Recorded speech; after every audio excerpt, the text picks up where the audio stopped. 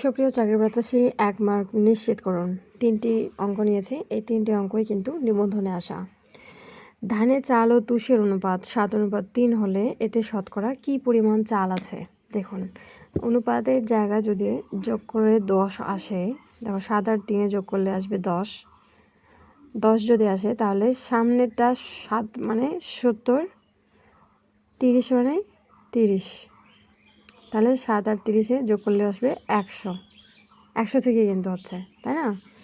যদি দুটো অনুপাত যোগ করলে 10 হয় তাহলে আমাদের ধরে নিতে হবে 7 দেওয়া থাকলে 70, 30 দেওয়া থাকলে 3 দেওয়া থাকলে 30। 70 আর 30 যোগ করলে আবার 100% হয়। তাহলে এখানে কি বলছে? চাল ও তুষের অনুপাত। তাহলে চাল হচ্ছে 7, তুষ হচ্ছে 3। এখানে কি চাইছে? শতকরা কি পরিমাণ চাল আছে? চাল যেহেতু 7, তুষ যেহেতু 3, তাহলে 7কে আমরা কনভার্ট করে নিলাম, 70 আসলো। এই 70% হলো এখানকার আনসার। পরবর্তী প্রশ্ন, এক গ্লাস গুড়ের শরবতে গুড় ও পানির অনুপাত 4:6 হলে গুড়ের পরিমাণ কত? তাহলে কি বলছে? গুড় ও পানি। তাহলে 4 হলো গুড় আর 6 হলো পানি। তাহলে 4 আর 6 যোগ করলেও কিন্তু 10 আসে। যদি আমরা যোগ করি 10 আসে, তাহলে এটাকে ধরে নিতে হবে 40%, আর এটাকে ধরে নিতে হবে 60%। তাহলে এখানে চাইছে গুড়ের পরিমাণ কত?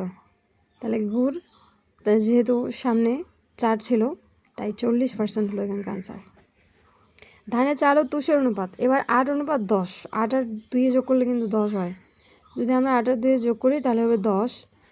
তাহলে চাল ও তুষ, চাল হলো 8, তুষ হলো 2, তাহলে 8 আর 10 যোগ করলে গুণ করলে হয় 8 10 80, আর 10 আর 2 গুণ করলে হয় 10 দুগুণে 20। তাহলে 80 আর 20 যোগ করলে হয় 100%। তাহলে এখানে কী আছে? কী পরিমাণ চাল আছে? যেহেতু চালটা 8 ছিল, তাই 80% হলো এখানে আনসার।